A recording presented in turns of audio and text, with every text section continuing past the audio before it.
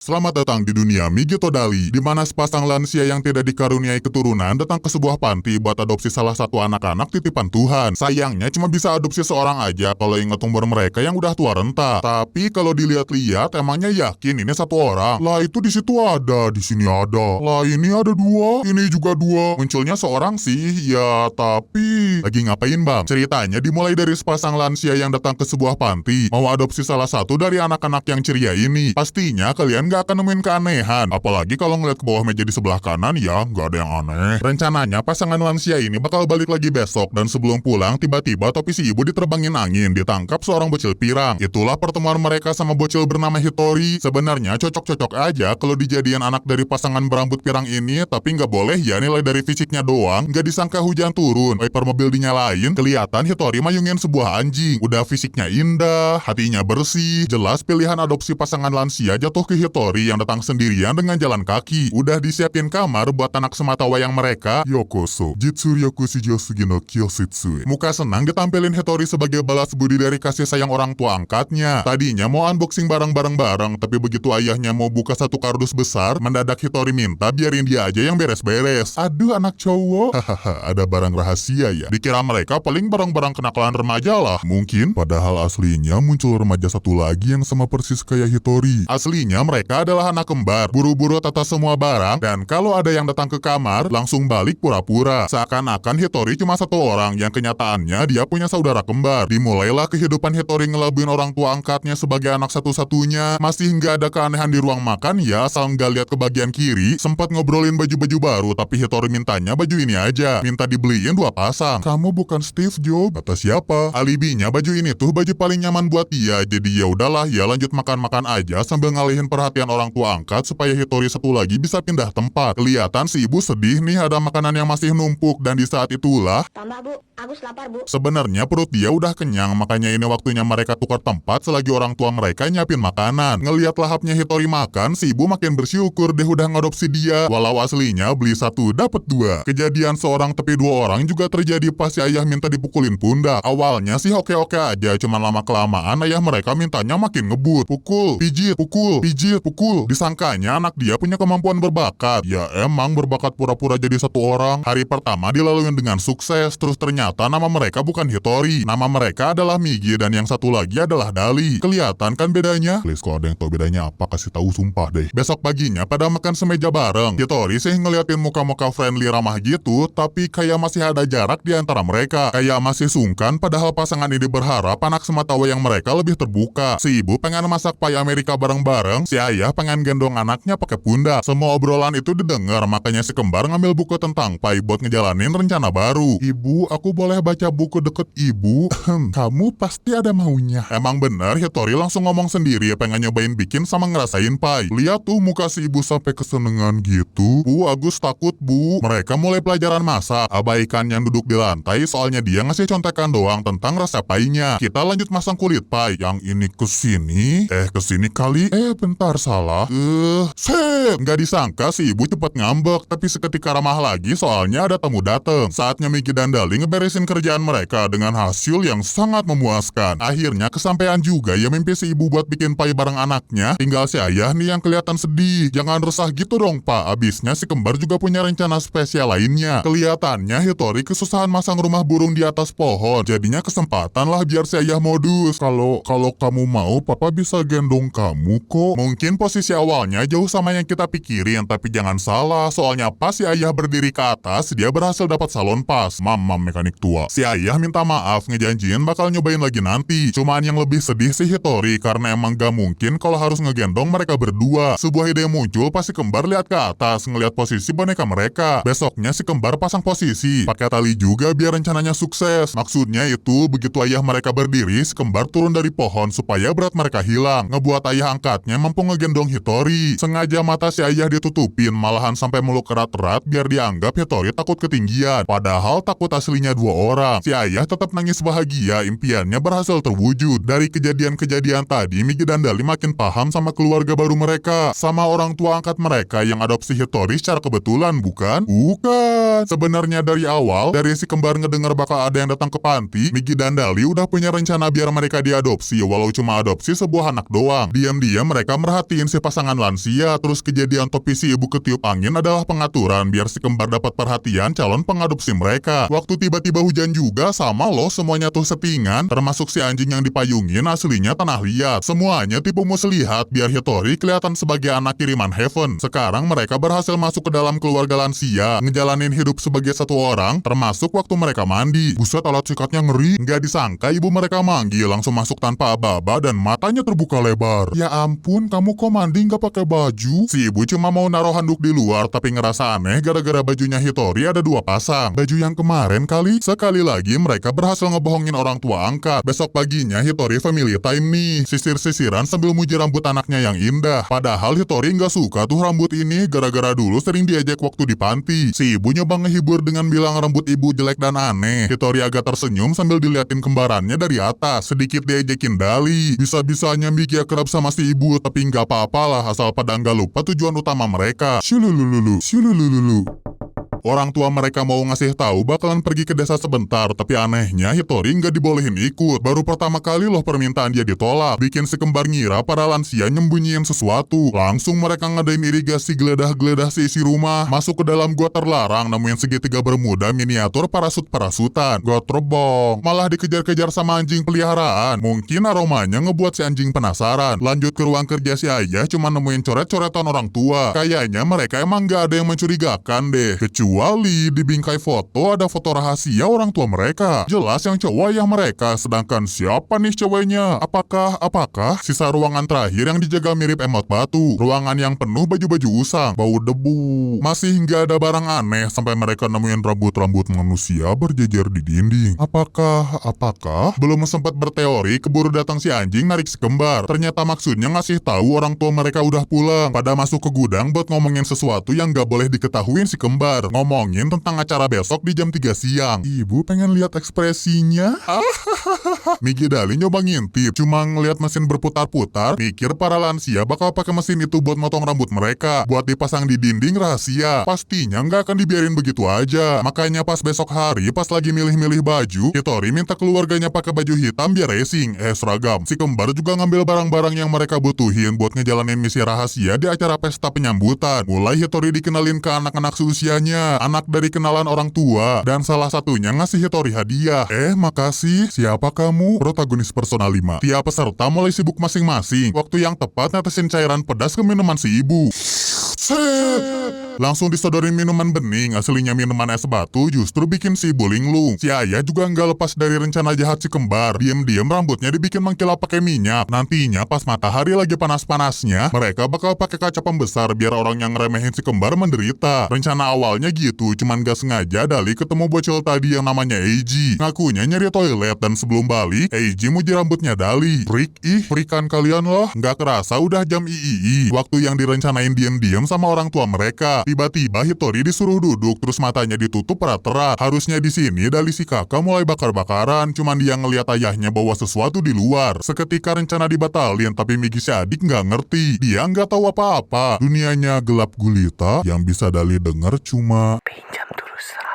Diminta buka penutup mata maksudnya, dan selamat, ada hadiah sepeda. Di tengah keramaian ini, Migi masang muka bingung. Langsung dibakar Dali biar Hitori kelihatan senang guling-guling. Mama terharu, Pah. Papa juga, Mah. Akhirnya hari ini semuanya damai. Paling nih bocil jadi Rengoku. Misteri cewek simpenan si ayah juga aslinya si ibu semasa muda. Sekarang cuma pakai rambut palsu yang disimpan di gudang. Mungkin mereka terlalu was-was gara-gara nggak pernah ngerasain hangatnya keluarga. Mendadak Dali bangun, ngajakin Migi pergi keluar pakai sepeda baru, ngunjungin sebuah makam di dekat tebing. Nggak takut longsor kali ya? Ternyata sebelum mereka tinggal di panti, Migi Dali camping selamanya bareng ibu mereka di tengah hutan. Tapi jauh sebelum itu, mereka pernah tinggal di satu kamar dengan wallpaper apa tuh ceprotan percikan air. Kadang-kadang kedengeran suara piano juga. Waktu itu kehidupan yang cukup bahagia buat mereka. Suatu hari, Migi Dali dan ibunya keluar dari kamar itu dan mereka mulai hidup di hutan. Terus di malam Natal, gak tahu kenapa si ibu pergi ke desa. Dicariin sama 2 bocil, mereka nyampe di lapang desa. akhirnya nemuin ibu mereka dalam keadaan... Bu. Oh, udah unalive sambil megang sebuah kalung. Mereka yakin sang ibu diincar seseorang di desa dan karena itulah Migi Dali pengen nyelidikin siapa pelakunya. Meski berarti mereka harus diadopsi sebagai satu orang. Begitu balik ke rumah, Hitori ditawarin ikut program camping-camping pramuka. Biar punya teman atau berbaur aja gitu, cuman yang ginian harus ditolak. Migi Dali punya satu tujuan yang harus mereka capai dan gak ada waktu buat main-main. Mereka harus nemuin kamar tempat dulu mereka tinggal. Bingung sih gimana cara nemuin kamar dengan wallpaper percikan air, dan akhirnya mereka punya ide temenan sama anak-anak desa dari program camping. Tapi masalahnya, gimana cara temenan Dali? Yonta tahu Migi. Ujung-ujungnya dijalanin dulu aja lah. Kayak pas lagi sesi cerita tentang 3 pilot terdampar. Semuanya pada ketawa karier. Cuman bocil ini aja nih yang ketawanya asik sendiri. Usaha nyari temannya masih lanjut. Batu buat kamu, lawak deh. Sebenarnya anak-anak lain, termasuk si protagonis personal 5 yang namanya Akiyama, ngeliatin Hitori yang tryhard nyari teman. Jadinya diajak temenan, asalkan subsnero dulu dong. Hitori harus jalan di tali ini tanpa bantuan tangan. Asalnya pada ketawa ngeliat Hitori jatuh, padahal mereka nggak tahu dalam sekejap Hitori balik. Mulai lagi jalan di tali dan nggak peduli berapa kali harus nyoba, dia nggak akan nyerah. Hampir semuanya ngeremehin Hitori, kecuali Akiyama yang keingetan sama mimpinya buat jadi burung terbang di angkasa, tapi sama-sama diremehin. Karena itulah Akiyama doang yang nyemangatin Hitori buat terbang lewatin seluruh masalah ini. Sayangnya yang ngasih tantangan tadi nggak mau jadi teman. Justru Akiyama si anak burung yang nawarin Hitori buat temenan, terus ngajakin si Pirang main ke rumahnya. Nggak pakai lama, yang ini Migi atau Dali hayo. Pokoknya main ke rumah Akiyama. Mereka berdua berhasil masuk dengan smooth criminal. Kebetulan katanya keluarga Akiyama lagi pada pergi. Ada kakak perempuannya doang yang lagi tidur. Maklum lagi libur sekolah kayak kalian, diem-diem Migi ngintipin mereka makan pai. Jadi pengen juga dong, makanya sebelum ke kamar Akiyama, aku ikut ke air ya. Hah, ke air? Iya, ke WC maksudnya. Barusan Migi sempat ngintip kamar kakak Akiyama yang ternyata punya wallpaper percikan air. Mungkin itu kamar yang mereka cari, tapi susahnya ada kakak Akiyama tidur di sana. Oh ya udah, hati-hati investigasinya, aku bikin sibuk yang ini, oke?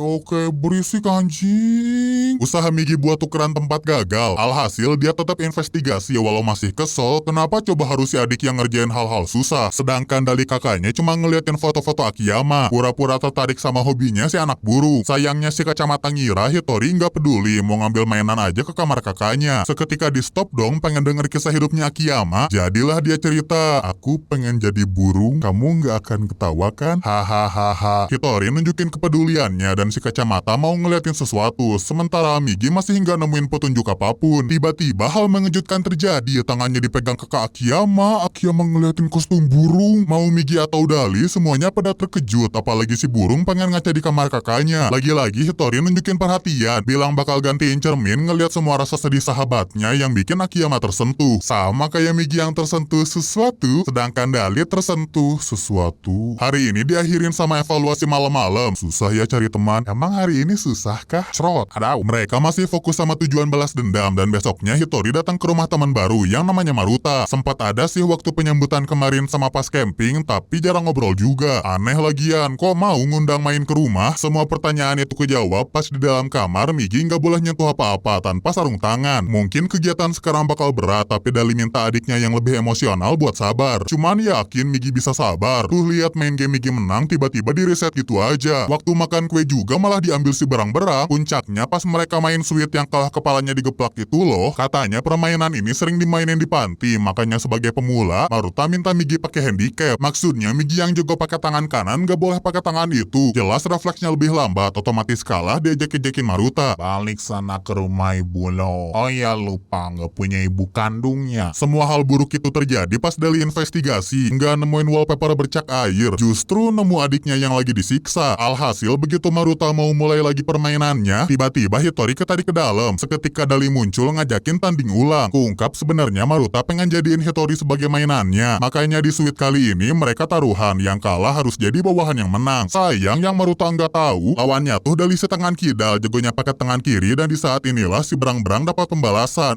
Satisfying. Semua perbuatan buruknya dibalikin saat ini juga, terus-terusan digeplak. Coba denger tuh suaranya.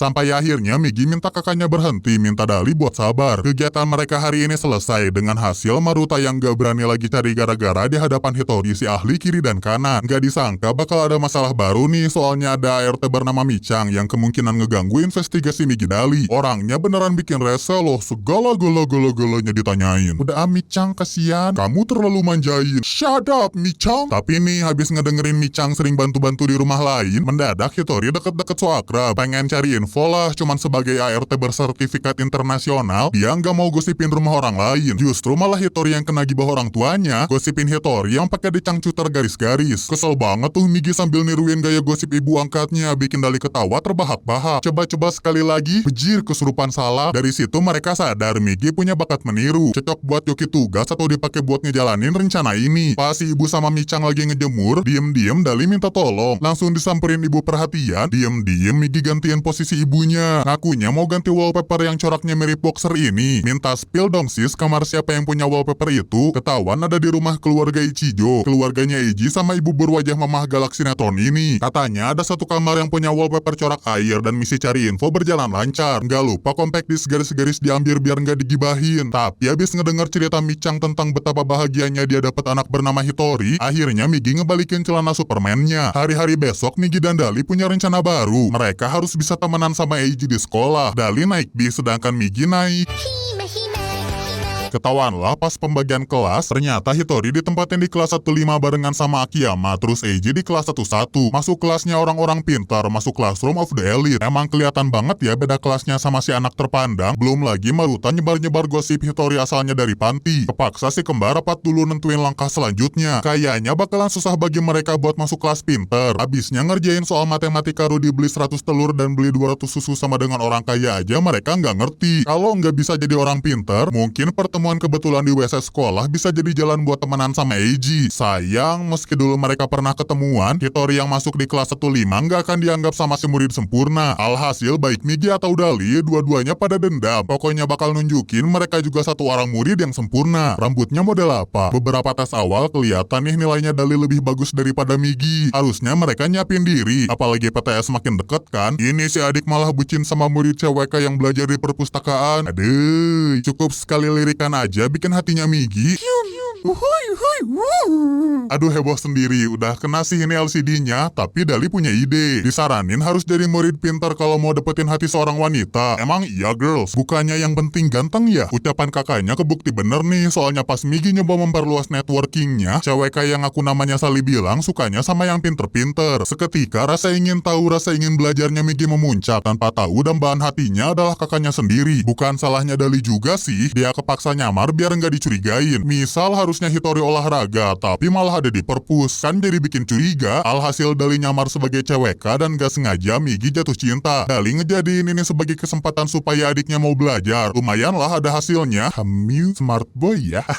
Semakin kesini nilainya si adik semakin bagus. Cuman yang gak disangka-sangka tiba-tiba Migi nanya, "Kak, kamu suka aku nggak?" Bahaya nih kalau salah jawab. Bisa jadi nilainya wush melesat bagus. Atau ya udah game over. Jadinya Sally bilang bakal jatuh cinta. What the F bro? Asalkan Migi dapat nilai 100 di pelajaran bahasa Inggris sama Jepang. Nggak kerasa hari PTS tiba. Si kembar pun siap ngejalanin ujian, tapi ini ngerjainnya ganti-gantian atau barengan sih jir. Hasil ujian Dali yang ambisius jelas bagus lah ya. Tinggal ini Migi yang ternyata beneran dapat nilai sempurna. Semua pengorbanan dia belajar sampai nangis ember terbayar sudah. Tinggal giliran CWK yang ngejawab perasaan Migi dengan ngajakin kencan di hari Minggu. Mereka berdua bahagia ngelihat indahnya makhluk-makhluk laut ciptaan Tuhan. Dan mungkin ini adalah hari paling bahagianya Migi sampai-sampai mau ngasih kalung cinta lumba-lumba. Tapi asli loh bakal jadi hari yang perfect kalau Sally nggak tiba-tiba bilang keluarga aku pindah keluar kota.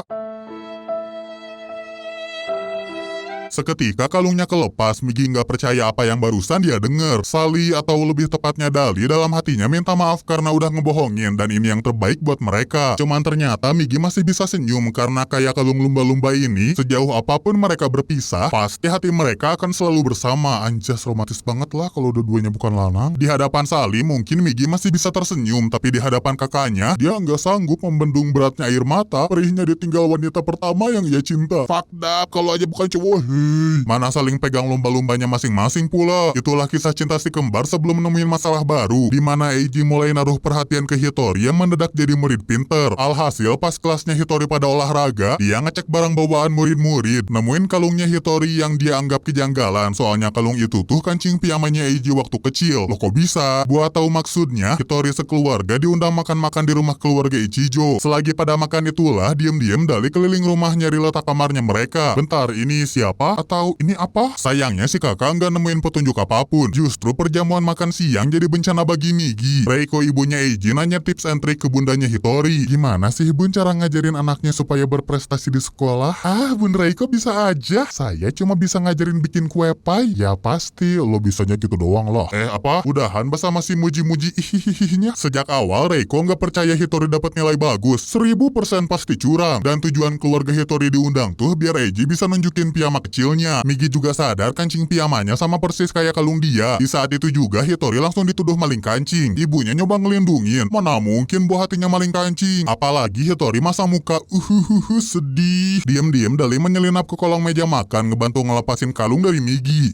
Dingin. Dan pas bajunya diangkat paksa nggak ditemuin apa-apa karena kalung berhasil diamanin. Masih belum nyerah nyari ke tempat yang bisa dicari. What the fuck again bro? Saking keras kepalanya, Eiji manggil anjing penjaga nyari bau kancing piyama. Padahal udah berapa tahun loh itu emang masih ada baunya. Tapi si anjing bisa nemu Dali yang masih sembunyi. Situasi bener-bener gawat kalau ada yang meriksa ke bawah. Kepaksa Migi ngaku maling kancing. Dali juga nggak nyangka adiknya ngambil tindakan itu. Cuman daripada makin gawat, dia serahin urusan ini ke Migi yang nantinya disuruh nginep di sini selama beberapa hari. Bakal dikasih pendidikan khusus keluarga Ichijo. Ternyata Migi dikurung di ruangan terpencil dan disuruh makan whiskas sampai mau ngaku kenapa kancingnya Eiji bisa dimilikin Hitori. Migi nolak buat ngomong. Alhasil si maling kancing bakal diurusin sama Reiko. Sebisa mungkin Dali harus nyelamatin adiknya, tapi susah sih kalau ruangannya dijaga anjing terlatih. Aku tampan. Udah nyoba dialihin juga dengan sekejap balik jagain pintu. Dikirain ngedeket mau ngegigit padahal ngajakin main-main lagi. Bang mabar. Beruntung si anjing yang tidak seperti anjing ini baik. Tinggal nemuin Migi yang lagi mimpi kehidupan masa kecilnya nyoret-nyoret tembok kamar, ngedenger denting alunan piano sambil ditemenin sang ibu tercinta. Dia pun dibangunin sama kakaknya, tapi nggak mau ngebiarin Dali masuk. Malu gila kalau kelihatan pakai skin bayi. TF, udah yang keberapa kali aku nyebut TF, Dava? Dari mimpi barusan, Migi punya clue kamar masa kecil mereka sebelahan sama piano. Buru-buru diperiksa di denah bikinan Dali, dan ternyata ruangan yang ditempatin Migi sekarang adalah kamar mereka. Kamar wallpaper bercak air yang penuh coretan si kembar semasa kecil. Seketika si adik nangis kencang kayak bayi yang manggil ibunya, tapi yang ini ibu tiri. Dikasih dot aja lah, lapar kali bayinya. Dengan ditemuinnya kamar mereka dulu, udah dipastiin misteri hidup Migi Dali berkaitan erat sama keluarga Ichijo. Cuman anehnya selama Migi dikasih pelajaran khusus, nggak pernah kedengeran tuh keluarga ini ngomongin si adik. Misteri kancing piyama juga masih misterius. Apakah kancing itu bukti Eiji pelakunya? Tapi kan waktu umur segitu masih blow on. Jadi siapakah pelakunya di antara keluarga Ichijo? Dali harus cari lebih banyak info dengan investigasi ruang kerja ayah Eiji. Cuman sialnya seseorang mergokin dia. Ayo siapa coba? Harusnya hari ini keluarga Ichigo lagi pada keluar. Dan yang mergokin dia adalah Micang. Kaget kali ya. Micang cuma tahu Hitori dititipin di keluarga Ichijo aja sih. Soalnya orang tua Hitori nangis-nangis. Kebetulan sekarang jadwalnya Micang beres-beres di sini. Dimanfaatin aja dong si ART yang mau bersih-bersih. Awalnya nggak mau ikut-ikutan. Cuman abis Dali nemuin bukti ada seseorang berambut pirang di antara keluarga Ichijo, jiwa pengen gibahnya Micang jadi bergejolak. Tetap dia harus profesional dalam ngerjain tugas. Nggak boleh ke lantai 2 sesuai perkataan majikan. Tapi kalau noda-noda remahan kue ada di tangga, oh iya harus dibersihin. Pintar sekali nak Hitori. Engkau juga Micang. Mereka terus nyelidikin lantai 2, ngebersihin debu-debu kotor, apalagi debu kotor tentang keluarga Ichijo yang skandal atau gosip miringnya ditunggu satu desa. Debu kotor nggak ditemuin di atas lukisan, berarti ada sesuatu di situ. Aduh Hitori nakal, kamu mau maling. Tiba-tiba mereka ngebuka jalan ruang rahasia di loteng, nemuin sesuatu yang bikin Micang si tukang gosip tidak bisa berword-word, nemuin diorama desa tempat mereka tinggal. Tiap bangunannya diisi sama boneka pemilik rumah, data tiap penghuni disusun dengan rapi. Mungkinkah keluarga Ichijo mata-matain mereka? Sayang waktu mereka buat ngungkap skandal terbesar 2023 udah habis. Kedengeran suara seseorang ngedeket. Micang sang ART paling the best nyuruh Hitori sembunyi. Sisanya serahin aja ke dia karena Micang ahlinya bersih-bersih. Beberapa jam kemudian udah nggak kerasa keberadaan hawa orang lain. Saatnya Dali keluar nyariin Micang, tapi yang dia temuin adalah boneka Micang dengan kepala terlepas. Nah Micang! Gak tega sih ngebiarin Micang takutnya kenapa-kenapa, tapi bukan waktunya ngekhawatirin orang lain soalnya kondisinya Dali sama susahnya. Mana dari kemarin belum makan bang. Bu, bukannya aku perhatian ya? Anjing. Begitu ngisi tenaga selesai, penemuan diorama desa tadi dilaporin ke Migi. Kerja yang bagus dari si kakak, bisa nemuin skandal keluarga Ichijo. Selanjutnya serahin ke Dede Migi yang bakal acting sekuat tenaga jadi bayi besarnya Reiko. Terima-terima aja dikasih dot, ngeberantakin mainan, pokoknya jadi top global bayi. Padahal Migi mau ngancurin keluarga Ichijo dari dalam. Actingnya udah perfect banget tuh. Meski udah ketahuan Dali, dia tetap nggak peduli. Sanggup nahan malu karena inilah perjuangan Migi biar diterima di keluarga ini. Aduh, anak mama benjol. Untung benjolnya gede. Akhirnya dia diakuin sebagai keluarga Ichijo. Rencana mereka menyusup sukses besar, Migi dibolehin ikut makan bareng. Rencana lanjutannya si kembar mau eksperimen nih. Sebagai anak kecil yang baru gede, Migi masih dimaklumin kalau sering nanya-nanya, kayak nanyain, kenapa sendok bulat? Karena kamu membuat keluarga ini sempurna. Apa sih Gigi? Diawalin sama pertanyaan receh, terus mepet-mepet ke pertanyaan tentang keluarga. Sayang mereka nggak bereaksi. Cuman begitu ditanyain Eiji sering ngompol atau enggak, jawabannya sih enggak, tapi di bawah meja makan, bergetar. Nandain ada sesuatu. Gara-gara itu Migi dicurigain. Untung Dali siap siaga kitik-kitikin kaki adiknya supaya mirip sama bocil random. Makan siang barusan ngebuktiin si Pirang udah jadi orang berkelas. Udah dibolehin balik ke rumah orang tua Hitori. Buat sebagian orang mungkin lega ya boleh pulang, tapi buat si kembar yang mau cari keadilan, waktu mereka cari bukti kejahatan keluarga Ichijo udah habis. Apakah nggak ada cara lain biar mereka bisa ngebuktiin busuknya keluarga sok sempurna ini? Kasian Migi aja sampai jelangkung-jelangkungan minta roh ibunya ngasih tahu kebenaran. Mendadak Dali Eureka punya satu ide ajaib. Pas malam harinya si kembar pelan-pelan masuk ke ruang kerja ayah Eiji. Ceritanya nyamar jadi roh ibu mereka. Ayah Eiji kelihatan ketakutan. Mundur. Tapi sesaat kemudian malu, udah lama nantiin kehadiran Metri alias orang tuanya Migi dan Dali. Buru-buru mereka kabur, abisnya bukan ayah Eiji deh pelakunya. Ya kali kalau tahu Metri tuh hantu malah dipeluk. Lanjut ke target berikutnya. Buka matanya. Berisik. Ujung-ujungnya Reiko sadar didatangin si gondrong berambut panjang. Langsung Metri datang buat balas dendam. Udah 99,99% mereka yakin ibunya Eiji itu si pelaku. Cuman anehnya Reiko justru balik lagi sambil bawa benda tajam mau jadi Lancelot. Sing. Retri Indomaret. Ternyata tebakan Migi Dali salah lagi, soalnya nggak mungkin hantu dikalahin sama senjata gituan. Untungnya sebelum Reiko makin aneh-aneh, ayah Eiji datang nenangin istrinya. Sayang dia orangnya waspadaan banget. Kelihatan sedikit aja pantulan aneh digunting, langsung diburu sama ibu-ibu jahat, ibu tiri sinetron. Lagi-lagi nasib mereka masih baik, berhasil lolos dari bahaya. Pokoknya sekarang mereka harus cepetan balik, dan yang nggak diduga, Metri palsu tatap-tatapan sama Eiji. Seketika dia ngompol sambil bergumam ngelihat hantu.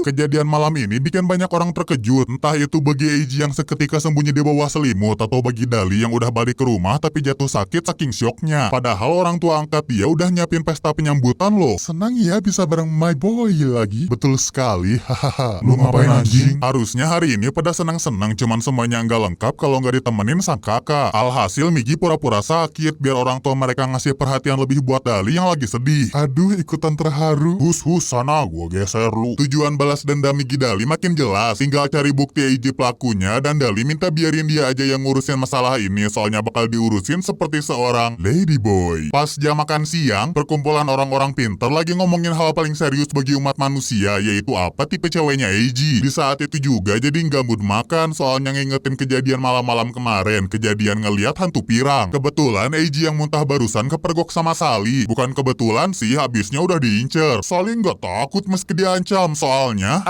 aku kabur. Akhirnya mereka kejar-kejaran. Hampir aja urat Sally kelihatan, cuman semuanya masih aman. Eiji langsung belak-belakan mau ngasih uang, tapi bukan itu yang si cewek misterius mau. Sally maunya cerita dan foto-foto masa lalu Eiji. Hampir nggak ada yang aneh kok, kecuali foto piyamanya si murid sempurna, dimana kancing piyama itu tiba-tiba hilang waktu hari Natal. Masih banyak yang harus diceritain Eiji kalau nggak mau kabar buruk tentangnya nyebar di sekolah, dan ini nggak adil banget buat dia. Bisa-bisanya Eiji ngasih informasi gratisan, sedangkan nama cewek itu aja dia nggak tahu. Walau aslinya nggak permasalahin itu juga. Mungkin karena cinta, bro ini sudah hilang akal warasnya. Seenggaknya nama doang pengen tahu lah ya. Nyoba cari-cari info ke banyak kelas, malah banyak yang ngaku-ngaku. Aku. Di saat yang sama, Migi lagi lesu gara-gara kesal sama kakaknya yang so jago. Jadi nggak mood mau ngapa-ngapain, tapi nggak sengaja nih waktu lewat tangga, dia nemuin kalung lumba-lumbanya Sally. Ini jadi bukti pujaan hatinya udah kembali, cuman si kakak minta adiknya buat lupain Sally. Sally. Sayang, nggak ada gunanya deh ngasih tahu orang bucin. Segala cara bakal dilakuin Migi supaya bisa nemuin lagi gebetannya. Ya walau mustahil ketemu kalau poster cari orangnya kayak gini. Yang Dali nggak tahu tuh Migi punya sahabat hebat. Akiyama masuk ke mode beliau bisa gambar wajah Sally dari coret-coretan gak jelas. Alhasil orang-orang mulai ngumpul terus dapat info Eiji juga nyari orang yang sama. Sekarang saatnya buntutin si murid sempurna. Akiyama nggak dibolehin ikut, takutnya berbahaya soalnya bagi Migi, kamu sahabatku yang berharga. Wah, sebenarnya tadi Eiji mau nemuin Sally. Tinggal selangkah lagi dia ceritain tentang hari Natal pas kancing Tiama hilang, tapi malah diganggu Hitori, jadinya Sally ngerebutin Sally. Aduh, susahnya jadi cewek. Keadaan ini maksa Sally buat milih. Maaf, aku pacaran sama Eiji.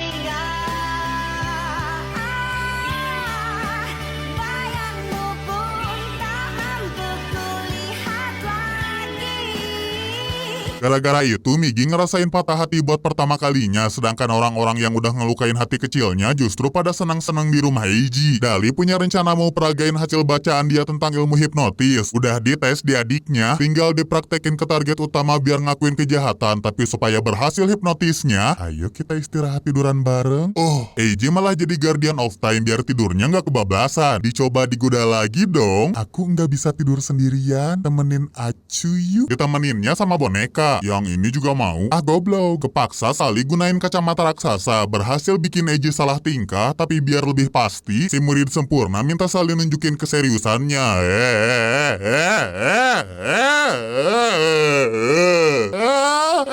Inilah bukti keseriusannya Dali yang bakal ngelakuin apapun asalkan rencana balas dendam bisa berhasil. Beda sama adiknya yang masih aja nangis terseduh-seduh. Akhirnya sepatah kata motivasi dari si tua tentang kerasnya kehidupan percintaan ngembaliin semangat Migi buat terus ngejar pujaan hati. Padahal sebentar lagi Sally berhasil ngorek-ngorek dalamnya Eiji. Udah berhasil ngehipnotis, nanyain kehidupan masa lalunya si terduga pelaku pembunuhan, tapi orang ketiga tiba-tiba datang ngacauin semuanya. Anu, Sally, aku cinta kamu. Belum sempat ngejawab, mendadak Eiji bangun ngedorong orang aneh di jendelanya dia. Seketika Sally Dali nolongin adiknya dan Migi langsung paham siapa sosok asli si cewek. Tangan Sally digigit supaya dia dilepasin dan bisa pergi dari sana. Dari suasana yang sama susahnya gara-gara Eiji teringat sama sesuatu. Dulu pas malam Natal, ada ibu-ibu guys. Tapi karena dia takut, ibu-ibu itu malah didorong dan gak sengaja kancing piyamanya ketarik. Selama ini Eiji ngira kejadian barusan cuma halusinasi aja. Apalagi Reiko juga ngeyakinin, Ade cuma mimpi, Ade kan masih bego. Gak ada ibu-ibu pirang berambut panjang di desa ini. Sayangnya dari rasanya ngedorong Migi tadi, Eiji sadar kejadian semasa kecil itu bukanlah mimpi. Waktunya Dali balik ngabarin adiknya, udah nemuin bukti kuat Eiji adalah orang yang ngabisin nyawa ibu mereka. Tapi obsesi Dali yang mau balas dendam udah nggak sejalan sama si adik yang langsung benci kakaknya sejak ketahuan berbohong dari tanda gigitan di tangannya. Dali adalah Sally, dunia gila macam apa yang sebenarnya mereka jalanin. Dali nggak bisa nyegah Migi yang kabur dari rumah, milih ngungsi ke tempatnya Akiyama. Shulululululu. Petak. Akiyama nggak masalah sih sahabatnya mau nginep 1000 tahun walau tak sembahyang apa gunanya. Belum sempat ngedengar alasan Hitori kabur dari rumah, tiba-tiba dia dipanggil kakaknya. Katanya ada teman dia yang nyamper, yang ternyata itu tuh Hitori. Jir merinding. Ngakunya parkur dari atas biar bikin surprise. Akiyama masih nggak curiga. Dengan alibi minta diambilin minum, Dali punya waktu buat ngeyakinin adiknya supaya mau ngejalanin rencana balas dendam. Tapi Migi sama sekali nggak mau ketemu. Sama sekali nggak mau clue. Ini tehnya. Ganggu goblok. Mana mendadak minta diajarin bikin kurva bentuk hati pula. Padahal tinggal kopas rumus di deskripsi terus googling. Nanti bisa jadi kurva bentuk hati. Tiba-tiba mereka ngedengar suara dari balik lemari. Kepaksa Dali gaplok Akiyama sambil minta maaf. Ke yang dalam sini ya, bukan yang sini. Si kakak sadar selalu maksa-maksa si adik demi ibu mereka. Ibu maksa-maksa. Sehingga diajak seketika ceramah jadilah diri sendiri. Gak usah peduliin yang lain. Dan omongan itu ngebuat Migi sadar kehidupan dia adalah miliknya sendiri. Pas Akiyama keluar kamar, Migi narik kakaknya. Mereka tukeran tempat, nandain Migi yang sekarang gak bisa diatur siapa-siapa lagi. Gak bakal ngikutin arahan si kakak. Bakal hidup sebebas-bebasnya. Tapi kenapa buru ninggalin Dali yang masih berusaha balas dendam demi sang ibu meski hanya seorang diri. Kebetulan minggu depan mau ada pesta Halloween. Biasanya Eiji juga ikutan, malahan si anak sempurna selalu juara satu. Tentu ini sebuah kesempatan besar, cuman gak nyangka aja harus pakai kostum. Harusnya Migi yang dapat bagian yang konyol-konyol. Pelan-pelan Dali mulai kesusahan ngejalanin kehidupan sebagai Hitori seorang diri. Kepaksa makan 2 porsi sampai hue-hue. Pai yang biasanya dibikin dengan bagus malah jadi muter-muter. Pijatan super duper tarak takdung buat si ayah juga malah diminta berhenti. Nggak marah kok. Justru dia perhatian sama anaknya yang kayaknya lagi nggak fit sampai keringetan gitu. Jadinya diajakin mandi sambil main bebek. Dali terus digangguin, apalagi si bebek nyembur makin kencang begitu matanya ditutup sebelah. Di saat itu pula Dali langsung dapat pencerahan, di mana dia harus nganggap adiknya nggak pernah ada supaya bisa jadi satu orang seutuhnya. Dan sekarang waktunya sang nyamuk beraksi. Peserta kostum Halloween pada nunjukin akting mereka. Nyem. Ah, jatuh. Ada yang jadi burung-burungan, jadi burung lagi. Tentunya nggak bakal mampu ngalahin akting nyamuk penyedot darah. Ayang, aku takut disedot. Nanti aja sama aku. Cerot, mendadak si nyamuk menggila karena sebenarnya masih nggak suka harus akting kayak begini. Dia juga sengaja bikin ribut supaya bangku pemenang dimilikin sama Eiji yang udah naik ke panggung, tapi enggak ngapa-ngapain. Mungkinkah dia masih trauma? Orang-orang mulai ragu ngelihat penampilannya, tapi bisikan setan bikin mereka kehasut dong. Saling nyebarin gosip aslinya Eiji udah akting jadi orang miskin yang rela berkorban demi ngebeliin adiknya makanan. Gak ngerti. Diam aja bisa disawer, diam aja bisa menang. Emang ya privilege orang ganteng. Tinggal selangkah lagi Eiji duduk di bangku pemenang yang udah diiketin tali sama labu, terus bakal jadi Halloween berdarah. Nggak diduga dia malah nolak, ngerasa nggak pantas jadi pemenang. Aktingnya belum udahan ya pak. Alhasil si burung yang ternyata Migi jadi pemenang acara kali ini. Wah, itu my boy. Padahal si kostum nyamuk lagi mati-matian nyegah adiknya duduk di kursi panas, tapi udah nggak ada yang bisa dilakuin. Semua kenangan indah tentang adik kembarnya masih ada weh, soalnya Migi diselamatin Eiji. Gara-gara itu si anak sempurna harus dirawat, dijagain Mami Reiko. Ih, ampun mam. Migi ikutan kepikiran nih, kok bisa dia diselamatin? Nyoba cari-cari info, nemunya Dali yang nangis sesenggukan gara-gara hampir bikin saudara kembarnya jadi model dumb ways to die. Cuma satu pilihan dia, yaitu nyamar jadi ladyboy yang mau bertamu dengan Anggun Lee.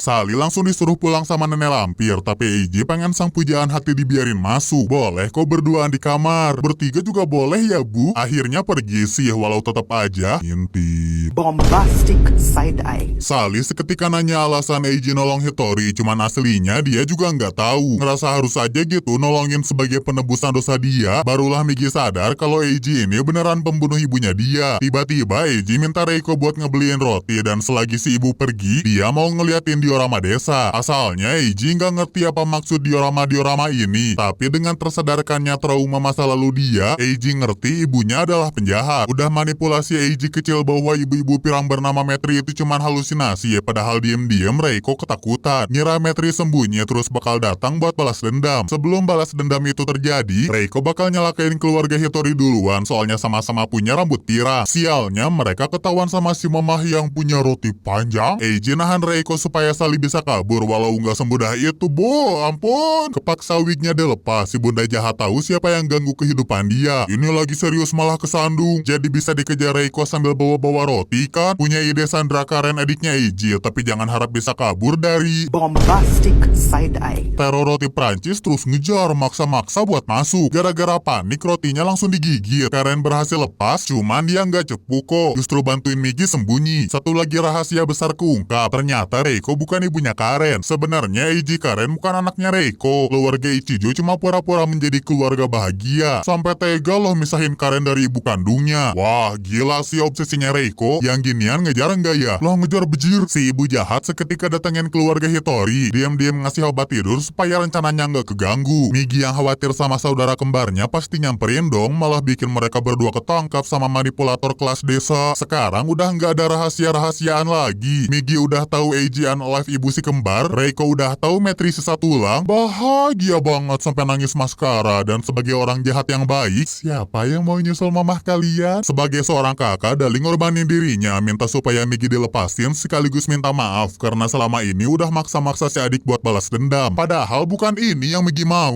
Kalau salah satu dari mereka nggak ada, nggak akan ada lagi yang namanya Hitori. Sayang ucapan si adik perlahan menghilang, digantikan memori indah Dali waktu tinggal sekeluarga main di bawah kasur penuh debu. Debu? Dan ternyata sekarang juga berdebu loh efek skill Micang sang ART tingkat kabupaten. Ih, senang masih hidup. Emang sebelumnya dia dikubur hidup-hidup, tapi untung Karen nolongin. Micang lanjut ngobrol sama ibu kandung Karen. Dapat satu lagi fakta, Reiko nggak bisa punya anak. Terjadilah duel ibu-ibu paling dahsyat, saling sodok menyodok, saling mengguling-guling. Cuman kalau ngomongin kejahatan, jelas Reiko lebih berpengalaman. Good boy nolongin Micang, ngasih waktu si ART buat ngelepasin Megidali dan nyuruh mereka buat kabur jauh-jauh kalau nggak mau nemuin nasib tragis yang sama kayak Micang. Ujangan terakhir sang MVP tanpa pikir panjang dilakuin walau mereka sendiri nggak tahu mau kemana. Sekilas Migi ada pikiran buat balik ngekhawatirin orang tua angkat mereka tapi ditentang abis-abisan sama Dali. Mereka pasti baik-baik aja soalnya si kembar yang diarah. Yang penting sekarang mereka harus bisa bertahan hidup, harus ngelewatin masalah ini meski harus makanin sesajen punya kuil dewa anjing kembar. Nah supaya si adik mau nurut, dia buang sepeda hadiah tapi itu nggak nyegah Migi buat lompat, mertahanin hadiah pertama yang diterimanya sejak lahir. Jadilah drama pada pukul-pukulan, saling ngungkapin isi hati masing-masing sampai akhirnya mereka setuju buat balik, ngebongkar semua kejahatan dan bisa makan pai bareng-bareng lagi. Kali ini si kakak nggak akan ngatur-ngatur, ngebiarin Migi megang kendali ngejalanin rencana selanjutnya. Sayang kondisi di desa mulai ricuh soalnya kabar pengenjusan Micang udah diinvestigasi Ladusing. Hitori dianggap pelakunya, padahal mereka tahu ibu-ibu sinetron inilah the mastermind. Sang sahabat terdekat pun ikutan khawatir. Saking khawatirnya, begitu tahu ada di kamar, dia malah langsung dipeluk tanpa minta penjelasan apa-apa. Duh, sorry terharu. Cerita-cerita tentang skandal keluarga Ichijo juga diceritain dan kalau mau ngelawan oligarki desa, Akiyama bakal ngehubungin ahlinya. Tapi bener ya, terharu ngelihat ketulusan persahabatan si burung. Mungkin aja kebenaran tentang kembarnya Megidali bisa si sahabat terima, tapi Dali mendadak ngecam lagi soalnya Akiyama ngebawa Maruta. Si penjahat. Mama!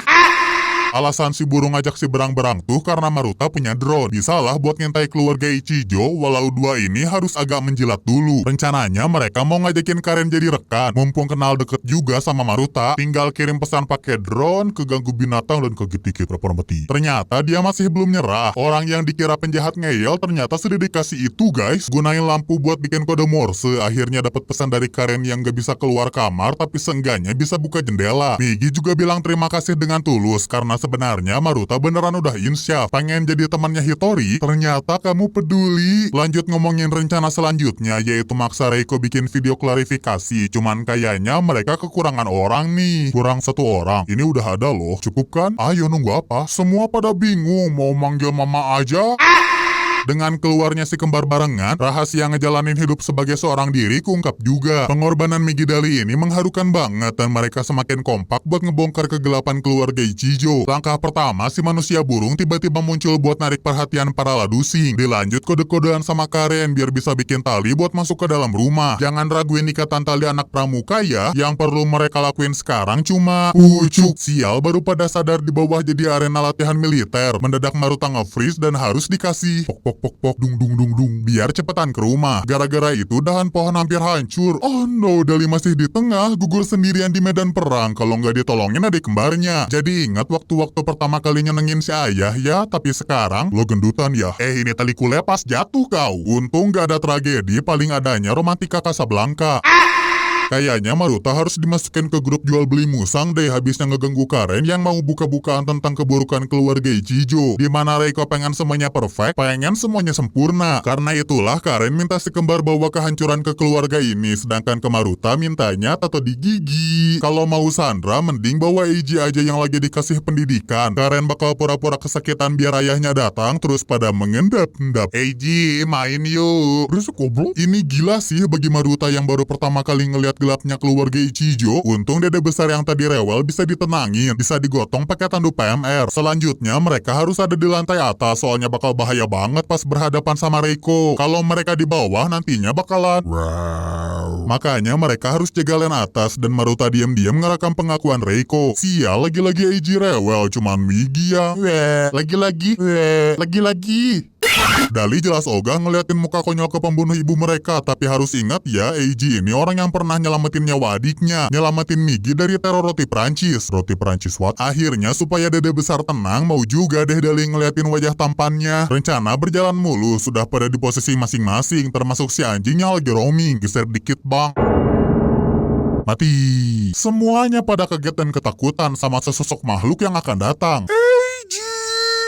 Selagi Reiko cek kamar rahasia, saatnya mereka ke atas, tapi nggak disangka Migidale dihianatin Maruta. Sedangkal itukah persahabatan mereka dihancurin sama freaknya makhluk bernama Reiko? Ya, aku juga kabur sih ketemu yang gituan mah. Tiba-tiba perhatian ibu jahat kealihan sama video Eiji yang sebenarnya itu tuh perangkap dari Maruta. Dia bukan pengkhianat kok, sengaja duluan ke atas biar bisa ngestun Reiko sekaligus nangkap ekspresi sang penjahat. Inilah saat yang tepat buat nyuruh Reiko ceritain semuanya. Dua efek petir. Anehnya Reiko nggak keberatan loh mau bongkar cerita tentang wanita bernama Metri, cerita tentang seorang iblis. Cerita bermula dari gadis lucunan imut bernama Reiko yang mendambakan keluarga bahagia, punya rumah indah, punya suami dokter, semuanya berhasil diraih sang gadis sampai suatu hari kebahagiaan itu direbut seseorang. Dua efek ledek. Kita balik ke beberapa tahun lalu di mana Metri si ART magang lagi disedot vacuum cleaner. Sebagai majikan yang baik, Reiko bantuin ngeket rambut dia biar mirip dirinya. Jadi pengen deh perfect kayak Reiko. Mungkin Metri bisa kayak dia asalkan rajin dan tekun ya kerjanya. Dengan telaten satu persatu kerjaan diajarin layaknya seorang kakak ngajarin adiknya. Tapi begitu ngedengar satu diagnosis dari dokter, mendadak hidupnya runtuh. Ternyata Reiko nggak bisa punya keturunan, punyanya tanjakan. Makanya dia manfaatin si ART. Dia murni cuma mau punya keluarga lengkap, keluarga bahagia. Meski caranya harus main Among Us, Metri disuruh jadiin impostor ngegantiin Reiko mabar yang hanya bisa memandang dari kegelapan. Tiap denyutan perut Metri didengar bener-bener. Disuruh mabar tiap malam. Seakan-akan hidupnya Metri adalah hidupnya Reiko. Akhirnya kerja keras Reiko, atau kerja keras Metri ya, membuahkan hasil. Tapi nggak disangka si bapak majikan tahu loh tiap malam dia mabar sama siapa. Lepaskan mas, aku masih epic. Kamu smurfing kan? Ninggalin Reiko yang nontonin sendirian dalam kegelapan. Semua pujian wanita sempurna yang dia terima nggak ada apa-apanya di hadapan Metri yang berhasil ngambil keluarga dia. Itulah dongeng sebelum tidur tentang Metri si iblis. Katanya cerita lebih lanjutnya nih, habis Metri yang lahir anak kembar dikurung di kamar rahasia, tiba-tiba Reiko melendung hamidun Eiji anak tercintanya. Jadi bisa dibilang Metri bawa sial dan kesialan itu hilang bareng-bareng sama kaburnya si ART pirang kabur dari rumah Ichijo. Segitu aja ya ceritanya. Rumpino Secret. Dua efek Sasuke versus Itachi. Mendadak anjur ngejar, mentalin kamera Maruta jauh-jauh dan gak ada yang bisa ngalangin dia buat ngebawa Eiji pulang. Mirip kayak yang Metri pernah bilang, mirip kayak apa yang bakal dialami nih bukan dungnya. Buat terakhir kalinya, satu rahasia besar lagi keungkap. Dimana pas tragedi malam Natal tuh, Metri mau ngejemput Eiji nemuin saudara-saudaranya, yaitu Migi dan Dali. Mereka semua kembar tiga. Reiko milih-milih mau cowok yang mana. Bayarannya pakai, perutku. Brojol. Wah, anakku lahir. GWS bu. Sejak itulah Metri tinggal di kamar bercorak tetesan air. Terpisah dari Eiji anak kandungnya, cuma dikasih makanan seadanya sambil sedikit-sedikit ngajarin si kembar pelajaran tentang dunia. Ikan. Suatu hari bakat mencuri mereka bangkit, ngebuat keluarga kecil ini berhasil kabur ngelanjutin hidup di hutan. Sayangnya Metri selalu kepikiran sama Eiji dan tragedi yang kita tahu pun terjadi. Eiji masih kekeh mereka tuh kembar. Kembar tiga dari mana nih, lihat kepala dia beda, rambut goblok. Masih kekeh minta dianterin ketemu ibu mereka yang ngejemput di malam Natal. Padahal aslinya Metri kan ibu udah ditanam jadi umbi-umbian. Seketika si kembar beda sendiri diam. Apalagi disuruh Dali nolongin ibu kandungnya yang baru jatuh. Mau gimana pun masa lalu, kenyataannya sekarang ya Reiko ibunya Eiji dan sebagai anak yang berbakti dia harus ngerawat si ibu. Gak lama kemudian ayah Eiji keluar gara-gara dengar suara kelapa jatuh. Langsung nuduh Migi Dali orang mencurigakan, mana mereka ketahuan kembar pula. Tolong tenang sebentar ayah mertua. Maaf siapa? Baru juga mau ngejelasin, tiba-tiba kedengeran jeritan dari tempat Eiji Reiko tadi dan yang ditemuin di sana adalah Reiko berlumuran warna FF0000. Tubuhnya udah nggak gerak dan semua punya pikiran sama. Lagi-lagi Eiji ada main ini. Kalian doang yang nggak percaya. Mau cangkok mata saringan. Mendadak Reiko bangun langsung kunci mereka di kamar rahasia. Dia sendiri muak sama keluarga yang gagal sempurna ini. Mending Reiko mulai kehidupan baru bareng anak tercintanya. Anggap aja ya kejadian sebelumnya nggak pernah terjadi. Lanjut packing-packing biar bisa healing bareng Eiji. Katanya Eiji pengen pergi ke tempat yang sunyi. Ibunya dia anterin duluan. Sedangkan Eiji bakal nyusul begitu ngebakar habis keluarga dusta ini. Kalau orang-orang yang dikurung barusan masih sibuk nyari cara keluar. Yang pinter ini nih suaminya Reiko. Katanya kepala keluarga tapi bisa-bisanya dia nggak sadar keluarga sempurna dia ternyata keluarga sandiwara. Katanya kerja sebagai dokter tapi pasien yang otaknya sengklek dikit kayak Reiko berkeliaran bebas sampai bisa pengaruhin satu desa. Oh, sungguh ironi. Sesaat kemudian si berang-berang berhasil bikin lubang. Cuman lubang segitu doang mah malah jadi jalan asap buat berkunjung. Segala cara dilakuin biar mereka nggak kekurung, apalagi kehabisan napas. Bengek pak, bukan ketawa. Sayangnya seberusaha apapun mereka, sedomba Garut apapun mereka, mereka, semua usaha buat keluar sia-sia. Keinginan berkumpul bareng keluarga sambil makan pai cherry cuma nganangan belaka kalau nggak ditolongin sang burung penyelamat. Rupanya Akiyama bisa nemuin kamar rahasia, nolongin orang-orang buat keluar, segera kabur dari panasnya si jago biru. Kamu nanti ke sana, kalau kamu nanti ke situ. Aku nggak diajak ya. Satu persatu berhasil keluar, meski ada juga yang ngilu. Asalnya Maruta nggak berani, tapi begitu dibujuk Karen, nanti aku kasih 100. Siapa takut? Sisa Akiyama yang malah hilang, tiba-tiba keluar sebagai burung phoenix terbang di tengah gelapnya malam ngebawa si anjing peliharaan. Dengan ini misi mereka sukses. Yeay! Kalau Akiyama nggak tiba-tiba bilang Eiji masih di dalam, harusnya kejadian malam ini selesai. Tapi kenyataannya ya si anak sempurna masih di sana. Nemenin ibunya yang tertidur selamanya sambil ngedengerin lantunan musik. Mirip lantunan piano yang sering dimainin ibunya dulu, yang sering juga disimak sama keluarga Pirang. Barulah Dali sadar kelakuan-kelakuan Eiji ini mirip sama dirinya waktu kehilangan Migi. Nggak punya orang buat bersandar dan cuma dia yang bisa ngertiin perasaannya Eiji sekarang. Tadinya si anak sempurna mau tidur dengan tenang bareng si ibu yang aslinya nggak sesempurna itu kok. Pernah loh ketiduran sampai ngiler. Palingan Eiji berharap semoga dia tetap jadi anak yang sempurna di saat-saat terakhir sang ibu. Dengan begitu dia bisa nyusul Reiko ke tempat sunyi, tempat persinggahan mereka selanjutnya. Cie manekin challenge. Eiji nggak nyangka loh disamperin Dali. Dikiranya masih mau balas dendam, padahal didiemin juga dia bakalan jadi batu bara kan. Cuman bukan balas dendam gituan yang dia mau.